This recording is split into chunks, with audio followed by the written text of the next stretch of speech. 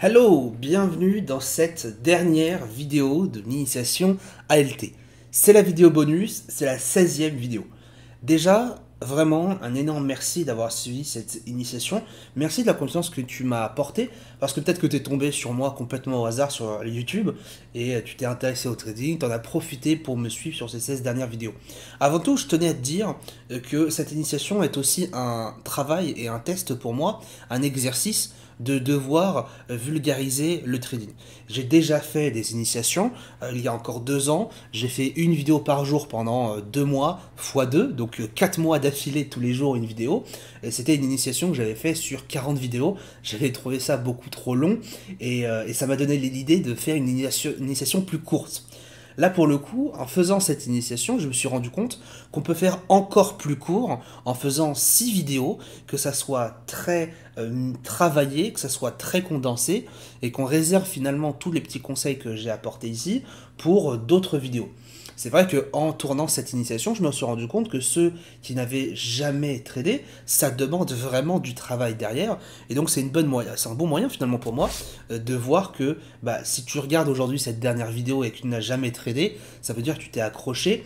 Et si tu as la moindre question, vraiment n'hésite pas à les poser dans les commentaires. À la fin de cette initiation, je vais prendre quelques heures, quelques jours pour répondre à tous les commentaires sur toutes les vidéos disponibles. Donc un grand merci à toi de m'avoir fait confiance. J'espère que j'ai pu démystifier certaines parties du trading, parce que c'est vrai que c'est un métier qui est super intéressant, qui est super passionnant. Mais au-delà de ça, c'est un outil d'investissement. Mon but sur du long terme, c'est de donner la possibilité de pouvoir faire du trading sans pouvoir consacrer tout ton temps, toute ta journée au trading. C'est vrai que beaucoup veulent faire du trading tous les jours, veulent en faire un métier, mais aussi beaucoup veulent faire du trading uniquement un outil d'investissement pour augmenter leur patrimoine. Peut-être que toi, derrière, tu as déjà un travail qui te passionne et tu aimerais juste trouver un moyen d'investir ton argent et ne pas que ça traîne en banque, puisque, bon, je pense que tu es au courant, avec l'inflation et le livret A, finalement, placer de l'argent en banque, c'est quand même plutôt négatif, donc ça fait perdre de l'argent sur du long terme. Aujourd'hui, on s'intéresse de plus en plus à l'investissement au trading et on peut voir comme aux États-Unis, beaucoup de citoyens ont énormément déjà de culture boursière et eux-mêmes placent leur argent.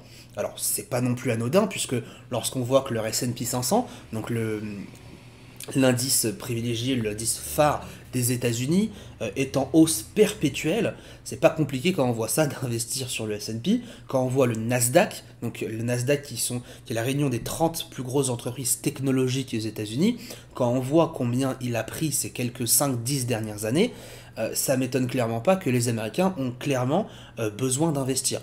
Et puis au-delà de ça, ce qui est super intéressant dans l'investissement, c'est que à côté, finalement, c'est vraiment soutenir son économie nationale. En fait, l'investissement en bourse, contrairement à ce qu'on peut croire, il a une dimension quand même finalement un peu philanthropique. Parce que pour moi, l'investissement en bourse, c'est pas, tiens, c'est les traders qui ruinent le monde, etc. Ça, c'est la banque. Et ça, bien évidemment, je suis contre toute forme de banque aujourd'hui qu'il existe. J'aimerais un jour, j'espère, voir une révolution bancaire. Mais on le voit de toute façon, vous prenez les cours de Société Générale, des banques françaises, les cours sont au plus bas, ils sont en chute libre. Et j'espère que ça sera enfin le moment de transitionner sur un système bancaire beaucoup plus éthique. Là, pour le coup, quand on veut investir sur les marchés, eh bien, ça demande quand même des compétences. Donc finalement, c'est très philanthropique d'investir sur les marchés financiers, parce que ça vous permet de soutenir une économie nationale, puisque le marché boursier, c'est une économie de prêt. Quand on investit sur une entreprise, finalement, on prête de l'argent, entre guillemets, pour qu'elle puisse produire plus. Si aujourd'hui les entreprises américaines sont aussi puissantes que cela, c'est parce que aussi derrière les Américains sont en train de soutenir leur propre économie, et je trouverais ça très important, et c'est ma mission à moi, c'est de démocratiser, vulgariser l'investissement en bourse, créer des méthodes pour que la population française francophone puisse investir en bourse, et justement, grâce à cette notion d'investissement, gagner cette compétence de créer de l'argent et d'investir son patrimoine, peut-être arriver à changer un peu le cours du marché français ou du monde en donnant plus envie d'investir. Avant de commencer cette vidéo, et après avoir terminé cette longue petite outro, je vais vous dire que si vous souhaitez créer un compte chez le courtier partenaire Admiral Market. Je vous mets le lien juste en bas dans la description. Encore une fois, si vous avez la moindre question en toute transparence sur qu'est-ce que l'affiliation, combien moi ça me rapporte et qu'est-ce qui va réellement changer pour vous en passant par ce lien, je vous invite à poser les questions dans les commentaires. J'y répondrai au maximum. Sachez que ça ne change rien, les commissions sont les mêmes, la plateforme est la même, c'est uniquement un lien sur lequel ils peuvent vérifier que c'est moi qui vous a parlé, qui vous a amené chez ce courtier. Quand c'est fait, n'hésitez pas à nous envoyer un message, vous m'envoyez un message sur mon site, et puis vous allez pouvoir avoir accès à la sortie, lors de la sortie de mon prochain programme. On s'occupe de tout, envoyez-nous un message avec vos questions s'il y a besoin, on s'occupera de tout par la suite. Cette vidéo, du coup, s'annonce être la fin de l'initiation. Et à la fin de cette vidéo, vous aurez l'occasion, gratuitement bien sûr, de télécharger votre pack d'outils. J'ai créé un pack d'outils, si vous voulez, qui va vous permettre de télécharger quelques outils. Notamment, je vous ai partagé une fiche de suivi de performance. Cette fiche de suivi de performance va vous permettre à tout moment de pouvoir indiquer vos performances pour suivre l'évolution de votre capital. Je vais vous le montrer juste ici. Vous allez pouvoir avoir accès à ce document ici, qui va donc vous permettre, juste là, comme on peut le voir, d'indiquer votre performance. Par exemple, en mai, je peux faire 4,5%. La troisième semaine de mai, je vais en perdre 1,2%. Ensuite, en juillet, je vais en gagner 7, etc. Et vous voyez qu'en fonction de ce que vous avez indiqué, tout est automatique pour vous permettre d'avoir accès à des graphiques plus ou moins détaillés. L'idée de ce fichier, c'est de vous donner un premier goût à comment vous investissez sur les marchés. Et si jamais vous avez besoin ou vous rejoignez ICT à tout moment, vous pourrez nous partager ce fichier, qu'on puisse peut-être prendre un rendez-vous ensemble et discuter de l'évolution de votre capital pour mettre ensemble une meilleure méthodologie. Dans cette vidéo, du coup, je vais vous expliquer les 6 piliers d'une méthode de trading rentable. Le but maintenant, pour moi, c'est pas de vous dire tenez, prenez cet élément, tradez avec ça, vous allez être rentable et être gagnant et faire beaucoup d'argent. Mon but, c'est de vous dire, voici ce que sont les structures d'une stratégie de trading. Ça va être à vous maintenant de creuser chaque élément pour créer chaque outil pour pouvoir créer une stratégie qui vous ressemble en fonction de votre profil. Là, l'outil que je vais vous présenter ici est l'outil d'un triangle ici de création de stratégie. Après 8 ans d'expérience depuis les marchés, pour ceux qui ne connaissent pas encore mon histoire, j'ai quitté le lycée, on va dire en première, économie scientifique, économie sociale plutôt même, et puis j'ai été convaincu que je pouvais vraiment faire quelque chose par moi-même. Je me suis lancé dans différentes choses, j'ai acheté, vendu des choses, je me suis lancé dans le jeu vidéo, j'ai voulu être joueur professionnel, j'ai arrêté parce que, bon, raison personnelle, etc. J'étais passionné par beaucoup de choses et je voulais vraiment me lancer. Et puis j'ai fait du trading, et puis au cours de ces 8 dernières années, j'ai appris énormément de choses. Et ces choses dont j'ai appris, je les ai matérialisées en un triangle qui consiste à avoir les 6 piliers, les 6 pôles que vous allez devoir travailler pour mettre en place une stratégie de trading. Ces 6 piliers, ils vont être classés dans un ordre de priorité qui est le socle le plus important, le plus bas sur l'aspect psychologie, et les socles un peu plus haut, puis la pointe que l'on va diviser en 2 parties. Les 6 pôles que nous allons voir sont des éléments déterminants pour pouvoir vraiment créer votre méthode et ne pas être largué à vous dire qu'est-ce qui manque. Premier élément, et je ne vais pas y revenir beaucoup trop parce que c'est plutôt à la fin de la vidéo que je vais en parler, c'est la psychologie. Je vous l'ai dit, 80% de votre trading se trouve dans votre psychologie. Donc 80% du trading, ça vient de vous-même. C'est comment vous allez gérer vos émotions. Pour cela, on est obligatoirement obligé de passer forcément par ici, et puis par là, et puis par là. Si vous voulez, la psychologie dans votre trading va dépendre de, finalement, comment vous gérez votre risque, comment vous gérez votre analyse, comment vous gérez l'aspect technique, comment vous faites votre stratégie, comment vous gérez votre fiscalité.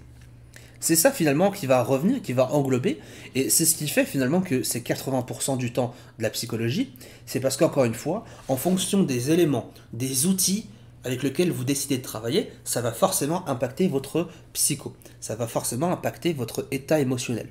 C'est comme finalement, on pourrait prendre l'exemple d'un chef cuisinier qui va travailler avec des mauvais outils de cuisine, forcément, psychologiquement, il va pas forcément être au top, peut-être que derrière, ça va l'impacter moralement, il va pas être au top de sa forme, et ça va pas le pousser à être meilleur, à faire de meilleurs plats, à cuisiner différemment et à cuisiner mieux. Ça va peut-être au contraire le ralentir et lui créer des frustrations. Donc, comment améliorer sa psychologie? C'est en achetant des meilleurs outils, en se formant, en achetant des bons ingrédients, etc., etc. Donc tout part de ce socle, mais finalement tout est lié par rapport à ce qui se passe au-dessus. Premier élément, parlons de l'aspect analyse fondamentale. Alors, il n'est pas nécessaire de se tenir au courant de ce qui se passe exactement en temps réel à tout moment dans le monde et qui concerne aussi la finance, la bourse, etc. Mais c'est important de comprendre quand même l'état psychologique des marchés financiers. Quand on voit un graphique, qu'est-ce qui se passe derrière? C'est le résultat de l'achat et de la vente, donc d'une guerre entre acheteurs et vendeurs. Qui fait ça? C'est les opérateurs. Des opérateurs économiques, que ce soit en banque, en entreprise, en fonds de gestion ou même des traders indépendants. L'intérêt, c'est que connaître quel est le mood du marché est important pour savoir comment nous-mêmes s'adapter. Dans mon prochain programme, en fait, j'explique, et ça fait des années que j'explique, à quel point en tant que trader, il est très très important de s'adapter en fonction du marché. On l'a vu dans cette formation, si jamais le marché se met à faire ça, je ne vais pas trader ce marché-là comme si c'était un marché qui faisait ça. Parce que quand un marché fait ça, c'est un marché en tendance. Et donc, on se doit de le trader comme un marché en tendance.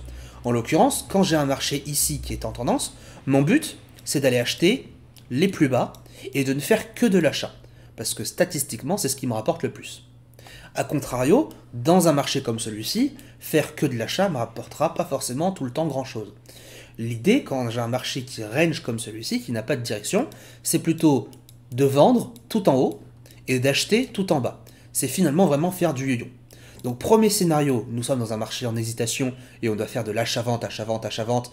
Et en fonction du coup de ce scénario-là, on doit modifier le temps que l'on est en trade, les objectifs, le risque, etc. etc. Et lorsqu'on est dans cette situation ici, numéro 2, eh bien on se doit de trader finalement, et idéalement bien sûr de mon point de vue, dans le sens du mouvement, puisque statistiquement on a plus de probabilité de gain pour l'achat. Ces deux scénarios-là sont complètement différents, vous avez remarqué, et donc en fonction de comment on a repéré le mood du marché, eh bien on doit s'adapter pour trader différemment. Au début, et moi c'est mes 3 premières années, je n'avais pas compris ce système-là, ça m'a pris beaucoup de temps avant de comprendre qu'il faut que ça soit moi qui m'adapte plutôt que le marché. Je suis parti assez rapidement quand j'ai commencé dans cet esprit de j'ai une stratégie, elle marche pour tous les marchés, pour tous les contextes, pour tous les moments. Non. L'intérêt d'une stratégie, d'une méthode de trading, c'est d'avoir cette capacité à s'adapter. Idéalement, on développe du coup plusieurs stratégies, mais une seule méthode. Par exemple, de mon côté, je vais avoir 3 stratégies différentes pour une seule et même méthode. Je trade de la même manière, mais ma stratégie est différente parce que, comme je vous l'ai inscrit ici, le trading numéro 1 n'est pas le même que le trading numéro 2. J'ai une méthode et 3 stratégies différentes, une ici, 2 là, et une troisième pour un autre cas de marché. Ça, c'est le premier élément d'une analyse technique et fondamentale. Finalement, j'ai résumé les deux, parce que c'est très très très important de savoir s'adapter.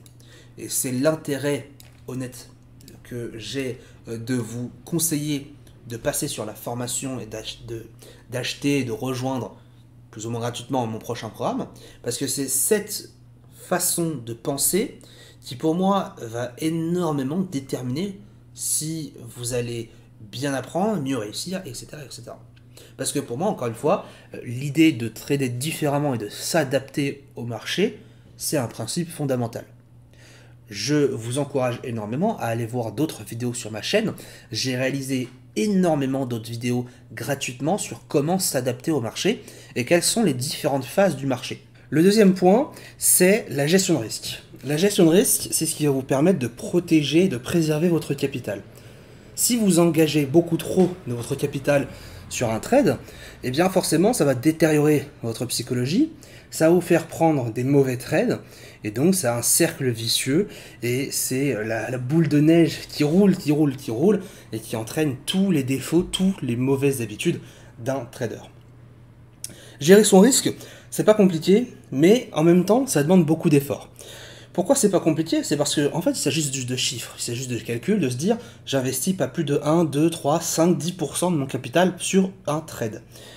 C'est par contre demandant d'efforts et d'énergie de ne pas vouloir être trop gourmand. Certaines personnes sont de base assez gourmandes et donc ne vont pas être satisfaites d'un gain qui certes sur le papier respecte un bon risque, mais dans la réalité ne donne pas un gain assez satisfaisant. Par exemple, sur un capital de 1000 euros, si j'engrange 10 euros de gain, ça me fait quand même 1%. 1%, c'est une bonne chose. Par contre, derrière, 10 euros, c'est vrai que c'est peu pour le temps qu'on a consacré à faire du trading. L'avantage, c'est que quand vous maîtrisez cette compétence de savoir faire du trading, savoir générer de l'argent, finalement, sur du long terme, on s'aperçoit que cette compétence n'a absolument aucune valeur parce qu'elle est très très très recherchée. C'est quelque chose qui changera forcément le cours de votre vie de savoir investir. C'est que du plus et ça ne peut pas forcément être quelque chose de négatif tant que vous gérez intelligemment vos finances. Donc à contrario, la gestion de risque, quand elle est appliquée de manière intelligente, stricte et saine, c'est ce qui a réellement changé, et c'est ce qui a changé pour moi, votre psychologie. Je vous ai déjà expliqué que la première fois que j'ai fait du trading, j'investissais entre 80 et 90% de mon risque sur les positions, et forcément, au bout de 3 positions perdantes, j'ai cramé l'intégralité de mon capital. Aujourd'hui, pour perdre l'intégralité de mon capital, il me faudrait 50, 100, voire même 200 trades par moment pour cramer mon compte. Donc qu'il y ait un crash boursier ou pas, on a déjà vu que ça monte ou que ça baisse, on peut profiter des deux sens. En plus de cela, eh bien je sais que je n'ai aucun risque de cramer et de perdre mon argent du jour au lendemain. Donc c'est quand même aussi très déstressant de se dire ça, alors que beaucoup vont croire à tort que quand ça crache, vous n'avez plus d'argent. Ensuite, élément suivant, c'est la partie stratégie. On en a déjà parlé, si je l'ai mis tout en haut, c'est que pour moi, la stratégie n'est pas l'élément principal d'une méthode de trading. Une stratégie, c'est ce qui va vous permettre de prendre le trade. Mais avant de prendre un trade, il faut savoir gérer son risque, il faut savoir analyser, il faut savoir quand est-ce que je vais trader, et il faut avoir tous les bons outils en main de manière psychologique. Donc si j'ai mis cela tout en haut, c'est que réellement pour moi, la stratégie, c'est ce qu'il faut s'occuper en dernier. Ou, plus ou moins, c'est ce qu'il faut ne pas mettre en avant. J'ai beaucoup perdu de temps de mon côté à me dire que la stratégie c'était ce qui comptait énormément et j'ai passé des heures et des heures, je dirais même des milliers d'heures derrière l'écran à chercher le Saint Graal, la stratégie qui gagne à 100% du temps pour me dire qu'à côté j'aurais pas besoin de faire de l'analyse technique, j'aurais pas besoin de savoir ce qui se passe dans le monde et j'aurais pas besoin de gérer mon risque pour pouvoir trader parce que ma méthode est déjà 100% rentable. Bon, je pense que je ne vais pas vous mentir en disant qu'une stratégie qui gagne à 100% du temps, ça n'existe pas. Au pire des cas, si vous le gagnez à 100% du temps, vous achetez de la coke, du shit et vous le vendez. Et ça, à 100% du temps, vous allez faire du profit. Ça, c'est clair et net. Bon, pour le coup, c'est complètement illégal et je vous déconseille fortement de le faire. Tout ça pour vous dire qu'une stratégie gagnante à 100%, ça n'existe pas. Ce qui existe et ce qui marche vraiment, pour le coup, c'est une stratégie qui a un juste milieu et qui a une statistique. Comme je l'avais dit, si vous êtes rentable à 60% du temps, même à 50% du temps, peu importe, et que vous gagnez une fois sur deux, eh bien, à partir du moment où vous gagnez plus de 25% de vos trades, vous êtes forcément break-even, c'est-à-dire à zéro, ou vous êtes rentable. Donc la partie stratégie, c'est pas le plus important. Le plus important, c'est de savoir combien vous gérez, combien vous risquez, combien vous gagnez quand vous gagnez, combien vous perdez quand vous perdez, et ensuite en découlera votre stratégie. Dernier point de ce trading, et pour moi c'est le moins important. Pourquoi? Parce que eh bien, c'est celui sur lequel on va prendre plus de temps à s'y intéresser, c'est l'aspect fiscalité. L'aspect fiscalité, il est important à un moment donné, lorsque vous allez être rentable, générer de l'argent, et que ça sera déjà votre salaire principal. Quand ce n'est pas votre salaire principal, ça ne sert à rien de vous occuper de la fiscalité, parce qu'il n'y a pas de démarche plus importante à faire que de créer son auto-entreprise. Aujourd'hui, lorsqu'on veut trader, d'un point de vue fiscal, il y a deux solutions. Soit c'est votre revenu principal, soit ça ne l'est pas. Si c'est votre revenu principal, vous êtes dans l'obligation de créer une société pour pouvoir légaliser vos revenus liés au marché financier. Si ça n'est pas vos revenus principaux, vous pouvez uniquement les déclarer à la fin de l'année sur votre fiche d'imposition. Sur votre fiche d'imposition, c'est taxé à 30% des gains que vous allez faire. Vous inquiétez pas, si vous ne savez pas combien vous devez déclarer, tous les ans, votre courtier vous envoie une lettre qui s'appelle l'IFU et qui vous permet de savoir exactement combien vous allez devoir déclarer. Si c'est votre revenu principal, vous allez devoir du coup créer une société. Alors, je vous rassure, depuis maintenant quelques mois, voire très très peu d'années, il n'y a pas besoin d'aller chercher une création de société type SARL, SAS, SASU, etc. Que vous soyez seul ou accompagné, peu importe votre statut, un seul statut d'auto-entrepreneur suffit pour légaliser ces gains et je vous encourage très fortement à avoir confirmation avec un appel téléphonique auprès directement de l'URSSAF de votre département. Ça vous permettra d'être 100% sûr plutôt que de me faire confiance sur ce que j'ai dit. Je vous dis ça parce que j'ai reçu énormément de retours de mon côté, ayant été moi-même confirmé par mon assistant que être entrepreneur et ouvrir une auto-entreprise, c'est maintenant autorisé, ce qui ne l'était pas avant.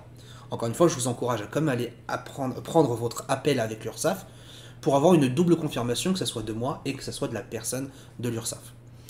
Sur le plan fiscal, quand vous êtes en auto-entreprise, si c'est la première auto-entreprise que vous faites, que vous avez quitté un travail récemment, que vous êtes à la recherche d'un emploi ou que vous avez moins de 25 ou 26 ans, eh bien vous pouvez demander l'ACRE, qui est l'aide à la demande de création d'entreprise, et qui vous permet, en temps normal, au lieu de payer 25% de frais, eh bien de payer seulement 11% d'imposition par mois. Donc finalement, au lieu de payer la flat tax à 30%, vous pouvez créer une auto-entreprise et être prélevé de 10%, 11% donc de vos revenus, si bien sûr vous êtes en positif. Si vous êtes en négatif sur le mois, vous n'aurez techniquement rien à déclarer d'aspect légal. Par contre, néanmoins, en tant qu'entrepreneur, vous devrez déclarer 0 en termes de chiffre d'affaires. C'est une obligation tout de même de déclarer, même si on est à 0, vous ne payerez rien de plus si vous perdez de l'argent. C'est un statut qui est quand même en France super intéressant, puisque pour l'avoir expérimenté, je suis passé du statut d'auto-entrepreneur à un statut en SASU, puis je suis revenu en statut EIRL. Et pour vous expliquer comment ça se passe, je vous conseille très fortement de rester, vraiment, de rester sur l'auto-entreprise le plus longtemps possible et de ne pas créer une vraie société parce que c'est un emmerdement sans fin. Le statut d'entrepreneur vous permet de déclarer jusqu'à maximum 2700 € par mois de revenus avant de franchir le palier sur lequel vous devrez passer à l'étape supérieure. 2700 € par mois, ça vous laisse le temps de 1, d'être déclaré, d'être 100% légal aux yeux de l'État, et de 2, de pouvoir quand même générer de l'argent. Parce que générer 2700 € par mois, ça demande derrière un capital, et si vous n'avez pas encore ce capital, ça demande d'avoir déjà fait du trading, et donc d'attendre quelques mois, voire quelques années, avant de prétendre à dépasser le statut des 2700 € de revenus par mois. Honnêtement, je trouve que c'est un très bon statut, l'aspect fiscal. Et puis par la suite, si vous gagnez plus d'argent grâce au trading, une question qui pourra se poser, c'est la suivante. On se pose tous la question, est-ce que finalement, je devrais m'exiler, est-ce que je devrais m'expatrier, est-ce que je devrais changer de pays pour la fiscalité? Alors, je vais rapidement revenir sur ce sujet, je ne vais pas trop m'aventurer, mais moi, mon avis, c'est que ne regardez pas l'aspect forcément fiscal d'un pays, mais regardez tout ce que ça vous donne comme avantage. On a beau dire que la France c'est très cher en termes fiscaux, que la France c'est très difficile d'entreprendre, etc. C'est une réalité, c'est un fait. Mais à côté, la France bénéficie de tellement d'avantages, d'une qualité de vie qui est quand même incomparable à d'autres pays, hors pays, Amérique et Moyen-Orient type Dubaï, mais on est quand même dans un pays aujourd'hui en Europe et dans le monde qui a tellement d'avantages sociaux, financiers, etc. que, eh bien, il faut se poser les bonnes questions sur quelles sont les réelles raisons de m'expatrier. Si c'est uniquement d'un aspect fiscalité, je vous encourage à prendre rendez-vous avec un conseiller fiscaliste pour trouver des solutions. On dit souvent que les plus riches payent le moins d'impôts, mais les plus riches cherchent des moyens pour réduire leurs impôts, et comme ils ont l'argent pour avoir les meilleurs conseils, ils ont du coup les meilleures réductions d'impôts. On pourrait tous réduire nos impôts aujourd'hui, il faut néanmoins donner une énergie assez importante pour s'y intéresser, trouver des moyens pour économiser son argent, etc. Ces 6 pôles, ces 6 piliers d'un trading rentable vous permettront donc à chaque case d'aller chercher plus loin dans votre apprentissage. La gestion de risque, je vous encourage à aller voir des vidéos de gestion de risque dont je parle sur ma chaîne YouTube. L'analyse fondamentale, je vous encourage aussi à aller voir des vidéos d'analyse fondamentale que je fais, d'analyse de news économiques, des meilleures économies, etc. Je vous encourage à aller voir d'autres vidéos sur ma chaîne YouTube, et ainsi autres pour les autres sujets de ce pilier trading. Ainsi s'achève du coup cette initiation, je vous encourage à bien aller approfondir cela, et en attendant, je vous donne accès à cette page-là, qui se trouvera dans la description, et qui permettra à toi de télécharger ton pack d'outils ICT, pour pouvoir débuter au mieux dans cette aventure du trading. Tu y retrouveras notamment les fichiers que je viens de t'indiquer ici, que je viens de te montrer dans cette vidéo pour suivre tes performances, et tu y retrouveras aussi d'autres indicateurs et formes d'indicateurs que tu vas retrouver dans ce fichier pour t'aider dans tes premiers pas au trading. Encore une fois, si tu souhaites aller plus loin avec moi et si tu souhaites mettre en place ta stratégie et voir beaucoup plus en profondeur tous les points clés de ces piliers en trading, rejoindre une communauté, rejoindre l'école ICT Finance, eh bien je t'invite à cliquer sur le lien en dessous pour créer ton compte chez le courtier et tu m'enverras un message juste par la suite et je t'expliquerai en détail comment va se passer ton intégration et à quoi t'attendre. Si tu as besoin de savoir le programme de la formation, n'hésite pas aussi à m'envoyer un message. Honnêtement, c'est pas forcément mon plus grand conseil. Je trouve honnêtement que peu importe le programme que tu vas trouver, tu vas apprendre énormément de choses. Donc, perdons pas de temps, passe à l'étape supérieure, que tu nous rejoignes ou pas. J'ai été extrêmement content de t'apprendre ces peu de choses parce qu'il y a énormément de choses que tu vas apprendre dans la suite. Maintenant, la seule chose que je peux te recommander à faire dans un premier temps, c'est de regarder d'autres vidéos sur ma chaîne, de regarder d'autres vidéos de mes confrères, parce qu'il y a énormément de choses que je partage, mais il y a énormément aussi de choses intéressantes sur d'autres chaînes YouTube. Te cantonne pas forcément qu'à moi, te cantonne pas forcément qu'avec ma chaîne. Moi, je suis spécialisé dans certaines choses, mes confrères sont spécialisés dans d'autres contenu. Tu as des chaînes YouTube aujourd'hui comme la chaîne de Interactive Trading qui offre des contenus avec de l'actualité boursière super intéressant.